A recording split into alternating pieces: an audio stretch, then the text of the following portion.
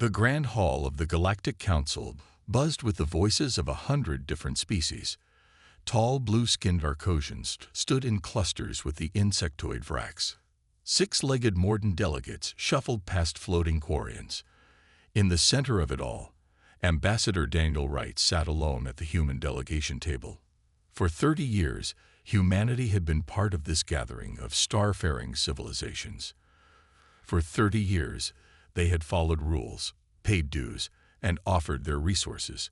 And for 30 years, they had been treated like children who had wandered into the adults' room by mistake. Wright checked his communication pad again. The report from the colony on Proxima b was clear. Krell ships had crossed into human space for the 3rd time this month. They had taken mining equipment and left 3 dead. The council needed to act. The Arcosian High Speaker, Zoltar, tapped the ceremonial staff against the floor. The sound echoed across the chamber, and the voices quieted. The council recognizes the Earth delegation, Zoltar said, his voice deep and bored. Wright stood, straightening his blue uniform jacket. Honorable representatives, I bring grave news. Krell forces have again violated human territory. They attacked a mining outpost on Proxima b. They stole equipment and killed 3 people. Murmurs spread through the chamber. Wright continued, this is the 7th such attack in the past year. We request immediate council action as guaranteed by Article 16 of the Membership Charter. The Krell representative, a gray-scaled humanoid with a ridge of spines along his head, hissed, humans exaggerate. Perhaps your miners crossed into our territory. Your maps are known to be primitive. Wright felt heat rise in his neck. We have transmitted the exact coordinates. They are well within human space according to council-approved borders. Zoltar raised a 4-fingered hand. The council will investigate these claims. A fact-finding mission will be organized within the standard time frame. That would be 3 months, Wright said. Our colonies need protection now. A Vrax representative clicked her mandibles. Perhaps humans should improve their own defenses instead of relying on the council for everything. Wright took a deep breath. The membership charter limits our military ships in that sector. We need either council protection or permission to increase our presence. The chamber grew quiet as Zoltar leaned forward. The human delegation should remember that they are junior members. The rules exist for good reasons. Your species is still proving itself worthy of full galactic citizenship. After 30 years, Wright asked. A mere moment in galactic politics, Zoltar replied. Some species wait centuries before gaining the privileges you already enjoy.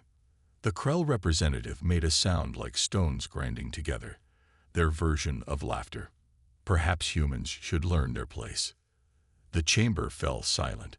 Wright stood perfectly still, looking at each of the senior council representatives. He saw it in their eyes and postures, the dismissal, the condescension, the certainty that humans were lesser beings playing at civilization. Slowly, Wright unpinned the golden emblem of the Galactic Council from his chest. He placed it on the table with a small click that seemed to echo through the silence.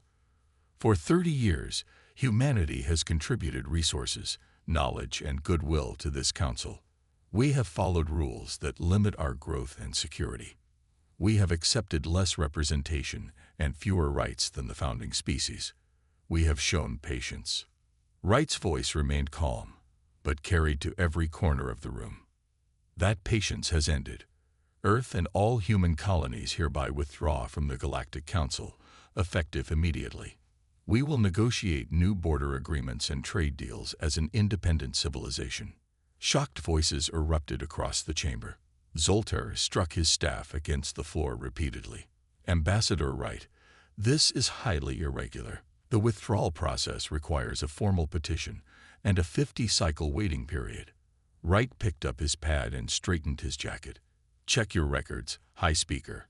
Article 7 allows immediate withdrawal in cases where member security has been repeatedly compromised without council remedy. Good day. As Wright walked from the chamber, he heard the arguments begin. The Arcosians insisted humans would return within months. The Vraks calculated the economic damage humans would suffer. The Morden representatives were already discussing how to divide the abandoned human council offices. None of them understood what had just happened. None of them realized that the galaxy had just changed forever. News of Earth's withdrawal from the Galactic Council spread faster than any ship could travel. Quantum communication relays carried the message to every human outpost and colony within hours. On the bridge of the Earth Defense Fleet vessel Determination, Captain Olivia Martinez read the orders for the third time. "So it's true," she said, looking up at her second-in-command, Alan Foster. "We're really out of the Council." Foster nodded. "After what happened at Proxima B, I'm not surprised. My cousin worked those mines. The Council did nothing." Martinez studied the star map on her display. The Determination had been patrolling the edge of human space, exactly at the limit of where Council rules allowed them to go. Now those limits were gone. "New orders direct us to escort human merchant ships through former Council sectors," she said. "We're to ensure safe passage but avoid confrontation if possible." "Will the Council try to stop us?" asked Foster. Martinez shrugged. "We'll find out soon. Alert all crew to battle stations. Let's make sure we're ready either way." Across the galaxy in the Council chambers, Susan Harper sat at a small desk in the corner of the Great Hall.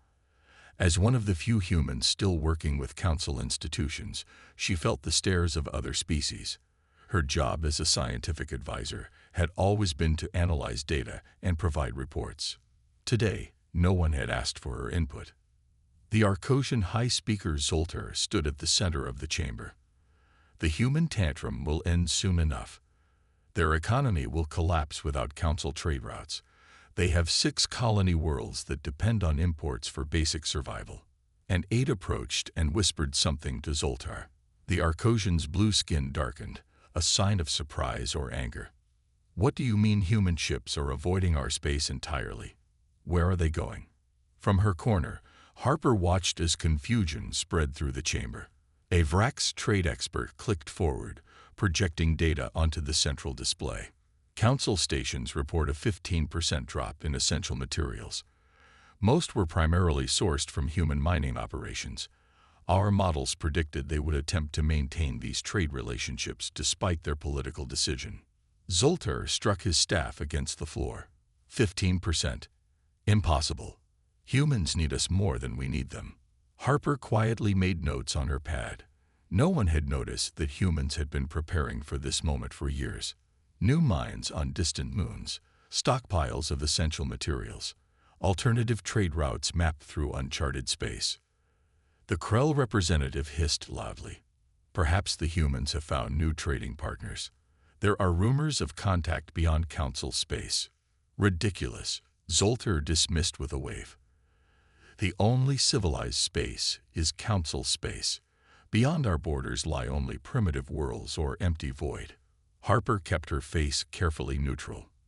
The Council's greatest blind spot was their certainty that they knew everything worth knowing. On a small moon orbiting a gas giant far from Council sensors, a secret meeting took place. Representatives from 3 non-Council species sat across from human diplomats. "We have heard of your departure from the Council," said a tentacled being whose people had been denied Council membership for centuries. "We are interested in what comes next." The human ambassador smiled. "Trade without the Council's 30% tax. Technology sharing without restrictions. Defense treaties based on mutual respect. The Council claims you will not survive without them," said another alien, this one covered in iridescent scales. "Watch us," replied the ambassador. Back on the Determination, Captain Martinez received an urgent message. A human supply ship reported being stopped by a Council patrol near the Vega system. "Set course for Vega," she ordered. "Maximum speed." Foster looked concerned. "Council ships outgun us 3-1. Martinez smiled grimly. That was true under Council restrictions. "Engineering, disengage the power limiters on the main drives. Let's show them what human ships can really do." As the Determination accelerated to speeds no Council member believed possible for human vessels, The first ripples of a new galactic order spread outward. What had begun as a diplomatic incident was quickly becoming something much more significant. The galaxy was beginning to tremble. 6 months after Earth's dramatic exit from the Galactic Council, Fleet Admiral John Perkins stood at the window of Luna Base, looking down at the blue planet below. Behind him, 20 people sat around a large table. Some wore the uniforms of Earth's military. Others dressed in the more colorful styles of the colony worlds. All were now equal partners in humanity's new path forward. The alliance of independent human worlds is no longer just an idea, Perkins said, turning to face them. It's becoming real. Our colonies that once existed only to send resources back to Earth now have full voting rights. Mars, Europa, Proxima b, Tau Ceti, New Eden, and Trappist, all equal members. A woman from New Eden raised her hand. The Council predicted our collapse within months. They thought we couldn't survive without their trade routes and protection. Yet here we are. Perkins nodded. The Council never understood us. They saw our compliance as weakness, our willingness to learn as proof of inferiority. But humans have always been good at one thing: adapting. The door to the meeting room slid open. A woman with tired eyes and oil-stained hands walked in. Kelly Williams had not slept in 3 days, but her face glowed with excitement. "It works," she said simply. "The new drive works." The room erupted in cheers and questions. Perkins called for quiet. For those who don't know, Engineer Williams has been leading Project Bypass. "Kelly, please explain what this means for the Alliance." Williams touched a control on her wrist device. A hologram appeared above the table showing a ship design unlike any humanity had built before. The Council controls all main travel routes through their jump gate network. They told us humans weren't ready for the science behind it. Said our minds couldn't grasp the physics. She smiled. They were wrong. Williams expanded the hologram to show the ship's engine section.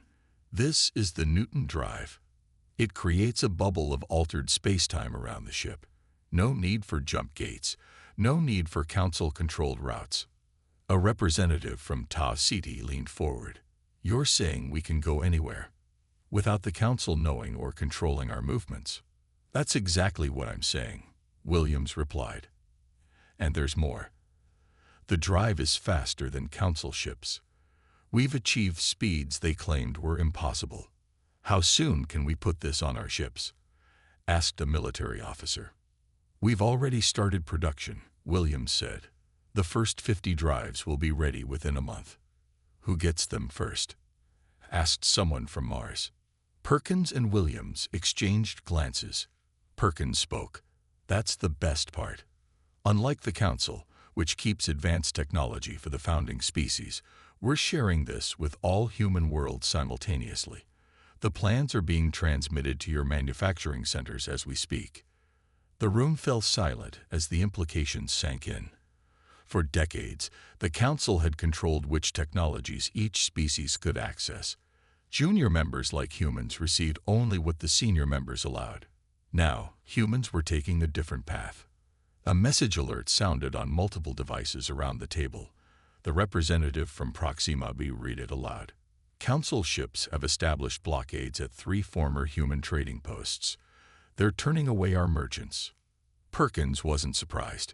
"They're trying to force us back. The Council thinks if they cut off enough trade, we'll have no choice but to return and beg for readmission." Williams smiled. "They don't know about the Newton drive. Their blockades only work if we need to use their routes." "How long until we can break those blockades?" asked the representative from Europa. 2 weeks for the first modified ships," Williams answered. "Then we show the galaxy that humanity isn't just surviving without the Council. We're thriving." As the meeting continued, a small scout ship named Venture received its new orders at a shipyard orbiting Jupiter. Its captain, Frank Davis, read them with growing excitement. Once the Newton drive was installed, the Venture would go where no human ship had gone before, beyond Council space, into the true unknown. The human response to the Council's dismissal wasn't just independence. It was a complete reimagining of their place in the galaxy. Captain Frank Davis stood on the bridge of the scout ship Venture, watching the stars through the main view screen. They looked different here, beyond the borders of known space. No human had ever seen these star patterns before. No Council ship had mapped these regions. "Status report," Davis said, turning to his crew of 12. They were the first humans to test the Newton drive in deep space, and so far, the mission had exceeded all expectations. "All systems normal, Captain," replied Linda Chen, his first officer. "The drive is performing at 110% of projected efficiency." Davis nodded with satisfaction. The Newton drive had not only freed humanity from Council-controlled jump gates, it had opened up vast regions of space previously thought unreachable. 3 weeks into their mission, they had already discovered 7 star systems with habitable planets. None showed signs of advanced civilization, but that was about to change. "Sensors picking up artificial structures on the 4th planet," reported Sam Jackson at the science station. "Definitely not natural formations. Communications detecting regular signals," added Sofia Garcia. "Not random. This could be a technological civilization." Davis felt a flutter of excitement. "Standard first contact protocols. No weapons active. Let's announce ourselves and see who's home." The Venture moved into orbit around a blue-green world. Within hours, they received a response. A face appeared on their communication screen. The being had silver skin and large, dark eyes. It spoke in a musical language the translation computers couldn't immediately understand. After 2 days of careful communication, the universal translator began to make sense of their language. The aliens called themselves the Nilari. They were a spacefaring species with colonies on 3 planets in their system, and they had never heard of the Galactic Council. "How is this possible?" Davis asked during a meeting with the Nilari leader, Saren. "Your civilization has faster-than-light travel. The Council claims to represent all advanced species in this quadrant of the galaxy." Saren's expression changed in a way Davis was beginning to recognize as sadness. "Long ago, ships came to our world. They looked different from yours. They told us this region of space was dangerous, and that we must never travel beyond our star system. They placed warning beacons at the edge of our system to keep us contained." "Warning beacons?" Davis asked. "May I see these beacons?" The Nilari took them to the edge of their system. There, the Venture's sensors detected devices with a familiar energy signature. "These are Council technology," Chen confirmed. "But they're not warning beacons. They're sensors designed to alert the Council if the Nilari attempted to leave their system." Davis felt a cold anger rise within him. The Council wasn't protecting you. They were containing you. Back on the Nilari homeworld, Davis shared information about the wider galaxy. He explained human history with the Council and their recent independence. Unlike the Council's approach of hierarchy and control, Davis offered knowledge freely and treated the Nilari as equals. "We seek trading partners and allies," Davis explained. "Not subjects or junior members. In human space, all species stand as equals." When the Venture finally prepared to leave, Saren presented Davis with a star chart. "Our legends speak of other worlds like ours, places the ancient visitors declared forbidden. Perhaps you will find more friends there." As the Venture continued its journey, following the Nilari chart, they discovered 3 more isolated species. Each had a similar story. Each had been deliberately kept contained by Council forces. Each was eager to establish relations with humans who offered respect instead of control. Meanwhile, on Earth, Ambassador Wright received an unexpected message. 3 non-Council species requested permission to send representatives to discuss possible alliances. The message came through channels that bypassed Council communication networks entirely. Wright smiled as he approved their request. The foundations for a new galactic order were forming, one built on cooperation rather than subjugation. Humanity was no longer alone in challenging the Council's authority. 1 year after humanity's departure, the Galactic Council chamber was no longer a place of order and calm. Representatives argued loudly across the floor. Some seats sat empty. The Great Hall, once a symbol of galactic unity, now reflected a growing disarray. Susan Harper watched from her small observer's desk. She had remained behind when most humans left, continuing her work as a scientific advisor. The council had kept her on, believing she might provide insight into human intentions, but they rarely asked for her input anymore. The economic impact is worse than predicted. A Vrax trade minister clicked, projecting numbers onto the central display. We have lost 28% of essential material flow. 5 key minerals are now in critical shortage. Zoltar, the Arcosian High Speaker, struck his staff angrily. This is temporary.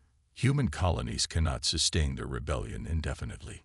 It has been a standard galactic year, observed a representative from one of the junior species. Yet human worlds show no signs of economic collapse. In fact, our intelligence suggests they are expanding. Impossible, Zoltar declared. From the military section, Commander Xalan of the Council Defense Force rose. The tall, gray-skinned alien wore medals across his chest, symbols of victories in battles fought long before humans reached the stars. The situation has become intolerable, Xalan stated. Human ships now appear in sectors where they never traveled before. They bypass our checkpoints completely. They trade with non-council worlds. They ignore our borders. How? Demanded Zoltar. Unknown, Xalan admitted. But there is worse news. 3 junior council species have reduced their participation, citing administrative reviews. They refuse to pay their full membership dues or supply their quota of resources. The chamber erupted in angry shouts. Harper made notes on her pad, careful to keep her face neutral. She had noticed the pattern weeks ago. The rebellion was spreading. And now, Xalan continued when the noise died down, the Krell Empire grows bold.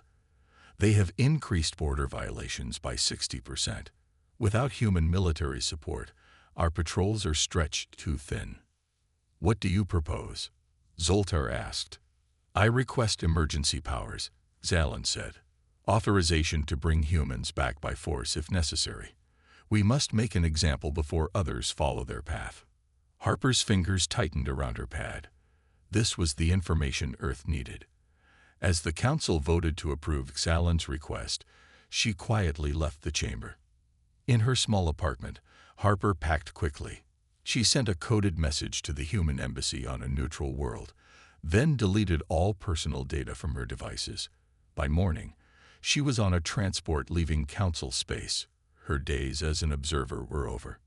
Later that night, in a secure room deep beneath the council chambers, Zoltar met with delegates from the other elder species. No recording devices were allowed. No junior members were present. We have always known humans were different, Zoltar said. Their adaptability, their curiosity, their speed of technological development. That is why we limited their access to advanced sciences. They were advancing too quickly, agreed a Vrax elder. Our models projected they would need at least another century to develop independent faster-than-light travel. Yet they have done so in mere decades, said another delegate. Our intervention failed. Zoltar's blue skin darkened with worry. The humans were not supposed to leave for another century. By then, our planned interventions would have slowed their development enough to keep them dependent on the council. Now they inspire others, said the Vrax. The Tellarites have requested reduced council oversight. The Benari have questioned trade restrictions. If this continues, it cannot continue, Zoltar declared firmly. Xalan will handle the human problem.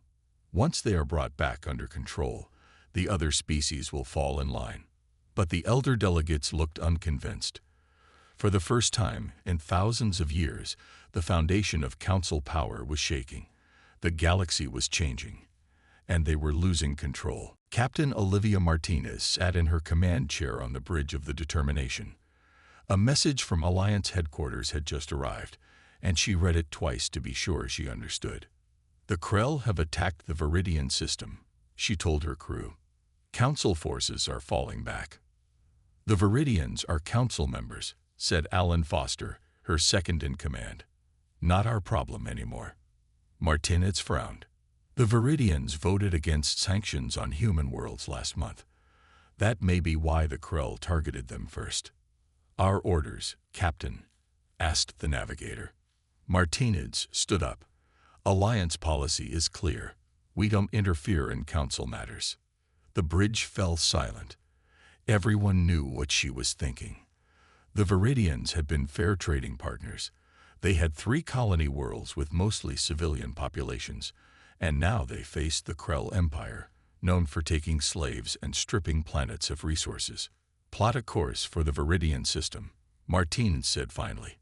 "Maximum speed." "Captain," Foster said quietly, "that's against direct orders." "Note your objection in the log, Commander," Martinez replied. "Then prepare our weapons systems. We're about to crash a party." The Determination arrived in the Viridian system 12 hours later. The scene before them was chaos. 3 Krell battleships pounded a broken Viridian defense station. Council ships were visible only on long-range sensors, retreating toward the jump gate. "Distress signals from all 3 Viridian colonies," reported the communications officer. "The Krell are landing ground forces." "Where is the Council fleet?" Foster asked. "Already gone," Martinez said grimly. "Seems they decided the Viridians weren't worth defending." The tactical officer spoke up. "The Krell ships outgun us 3-1, Captain." Martinez smiled. "But they don't know about our new drive system or the weapons upgrades. The Krell expect Council-limited human technology." She pressed her command console. "All hands to battle stations. Launch all fighters. Target the lead Krell vessel." The Determination moved faster than any human ship the Krell had encountered before. Its new weapons, freed from Council restrictions, hit with unexpected force. The Krell commander, caught by surprise, broke off his attack on the Viridian station to focus on this new threat. "They're taking the bait," Martinez said. "Now, execute Pattern Omega." The Determination's Newton drive activated. To the Krell, it seemed as if the human ship vanished, only to reappear behind their formation. Before they could turn, the Determination's main guns fired directly into the engines of the largest Krell ship. "Direct hit," reported the tactical officer. "The other Krell ships are moving to surround us," Foster warned. "That's what I'm counting on," Martinez replied. "Signal the Shadow and the Defiant." 2 more human ships dropped out of faster-than-light travel on opposite sides of the Krell formation. The trap was sprung. Caught in crossfire, the Krell commander made a desperate decision to retreat. "They're breaking off," Foster said with disbelief. "We actually did it." "Beginning rescue operations," Martinez ordered. "Get medical teams to the colonies, and keep scanning for Council reinforcements." The battle had been won, but at a cost. The Determination had taken heavy damage. 12 crew members were dead, 28 injured. One of the human fighters had been destroyed. But the Viridian colonies were safe. 6 hours later, Council ships finally arrived. They found human vessels evacuating Viridian civilians and treating the wounded. The Council commander demanded to speak with Martinez. "You have violated Council space," the alien said on the view screen. "This will have serious consequences." Martinez looked at the Council commander steadily. "We responded to a distress call when you ran away. I think the Viridians will remember that." As the image faded, Foster approached her. "Fleet Command is demanding an explanation, Captain. What should I tell them?" Martinez looked out at the stars. "Tell them we did what humans do. We helped people who needed help." She paused. "And tell them the galaxy is watching to see who stands by their allies and who runs away when things get difficult." News of the Battle of Viridian spread quickly. The story of human ships defying both Alliance policy and Council authority to save a species in need changed perceptions across dozens of worlds.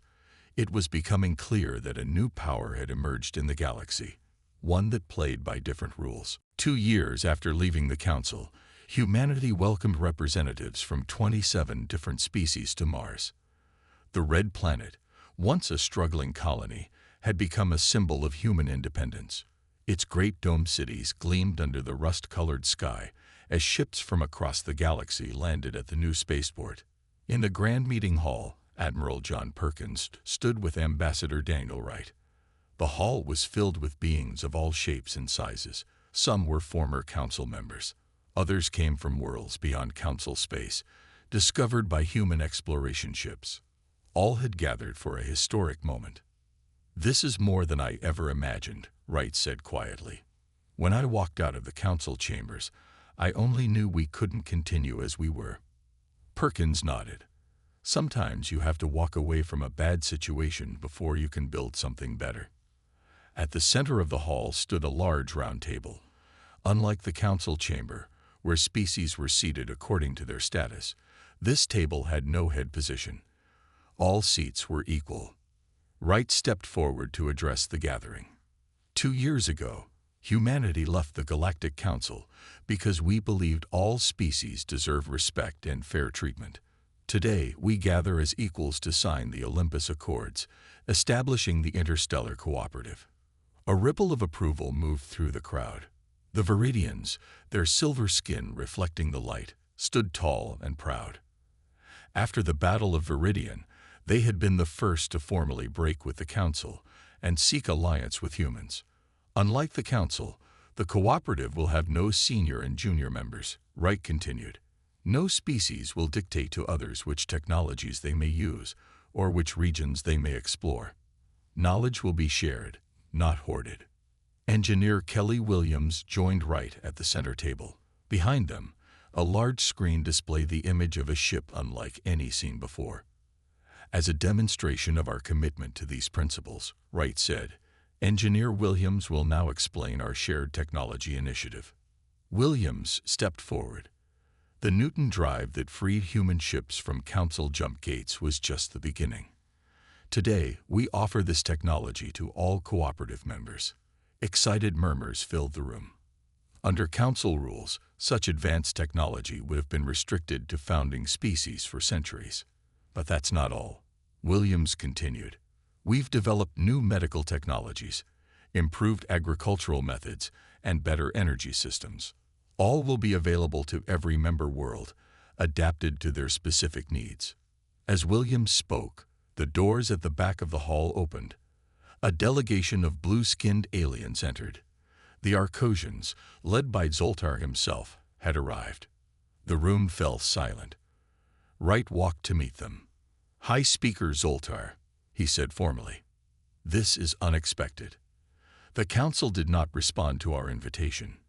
Zoltar looked uncomfortable. His usual arrogance was missing. "The Council has authorized me to offer humanity special status. Return to the Council, and you will have privileges equal to the founding species." Wright smiled politely. "That's a generous offer, High Speaker. But I'm afraid we must decline. The galaxy has moved beyond the old system."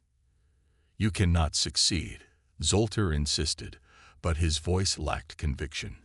His eyes moved around the room, noting how many former council members were present. "I believe we already have," Wright replied. "You are welcome to observe our proceedings. Perhaps the council might learn something from our approach." Zoltar and his delegation moved to the observer section. They watched in silence as, one by one, representatives signed the Olympus Accords. The Viridian delegate spoke as he signed. "When danger came, the Council abandoned us. Humans, who owed us nothing, risked their lives to save our people. That is the difference between the old way and the new." By day's end, the Interstellar Cooperative was officially formed. As Wright looked out over the assembled representatives, he realized humanity had found its true place in the galaxy, not as followers or leaders, but as partners in something new and better. On a secure channel, news of the day's events reached Council headquarters. For the first time in thousands of years, the elder species faced a power they could neither control nor intimidate. The galaxy was changing, and humanity had lit the spark. 5 years after humanity walked away from the Galactic Council, the stars themselves seemed to shine differently. The old council still existed, meeting in their grand chamber, clinging to traditions thousands of years old. But they now controlled only 40% of known space. Their power diminished with each passing month as more species chose a different path. The Interstellar Cooperative had grown to include nearly 60% of known spacefaring civilizations. Its headquarters, once on Mars, had moved to a newly constructed space station at a point equally distant from the major member worlds. The station was named Unity. On the observation deck of Unity, Ambassador Daniel Wright stood with representatives from more than 50 species. Some looked almost human. Others were so different they needed special environments to survive. Yet all were gathered as equals to watch a historic launch. "There she is," Wright said as a sleek ship moved away from the docking bay. "The Discovery, the first of our deep space exploration vessels with a mixed species crew." The Discovery was larger than any exploration ship ever built. Its mission would take it beyond all known space, searching for new civilizations and mapping regions no council ship had ever visited. "Captain Davis has crew members from 14 different species aboard," said a Viridian diplomat. The council said different species could never work together effectively on such missions. Wright smiled. The council was wrong about many things. Aboard the Discovery, Captain Frank Davis looked at his diverse bridge crew with pride. Humans worked alongside Viridians, Nilari, and other species once kept isolated from each other by council policies. "Course laid in, Captain," said his Nilari navigator. "All systems ready," reported a human officer. Davis nodded. "Take us out. Standard exploration protocol. Let's see what's waiting for us out there." The Discovery accelerated to speeds once thought impossible, vanishing into the depths of uncharted space. Its mission: to explore, not to conquer or control. Back on Unity Station, as the celebration continued, Wright received an urgent message. He slipped away to a private room where Admiral Perkins waited with Engineer Williams. Captain Davis sent this back before the Discovery went beyond communication range. Perkins said, activating a holographic display. The image showed ancient ruins on a distant world. Strange symbols covered massive stone structures. "What am I looking at?" Wright asked. "Evidence that the Council has been lying for thousands of years," Williams said. "These ruins match others found on 7 different worlds. They all contain warnings about something the ancients called the Devourers." "The Council knew about this threat," Perkins added. "They've had this information for centuries, but kept it secret." According to the records Captain Davis found, the Devourers hibernate for thousands of years, then awaken to consume all advanced life they can find. Wright stared at the images, and they're due to awaken again. Williams nodded grimly. "Based on the cycle described in these ruins, very soon." "This is why the Council controlled technology so strictly," Perkins said. "They believed limiting technological advancement might keep the Devourers from detecting civilizations when they awoke. But instead of warning everyone and working together on a solution, they chose control and secrecy." Wright sighed. "So in our quest for freedom, we may have awakened an ancient enemy." "Perhaps," Williams agreed. "But unlike the Council, we won't face this alone. The cooperative includes scientists from dozens of species, all sharing knowledge openly. Together, we have a better chance of finding a solution than the Council ever did." As night fell across Earth, Ambassador Wright stood with representatives of 30 species, breaking ground for the permanent headquarters of the Interstellar Cooperative. The building would stand as a symbol of unity among diverse peoples. Looking up at the stars, Wright felt both pride and concern. The galaxy still trembled, but no longer from the shock of humanity's departure from the Council. Now it trembled with anticipation of what might come next. The old order was fading. A new one was rising. And humanity, once dismissed as primitive newcomers, had become central to the galaxy's future. Whatever threats awaited among the stars, they would face them together as equals.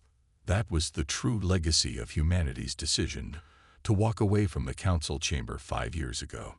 Not isolation, but a new kind of unity. Not rebellion, but revolution. Not an ending, but a beginning.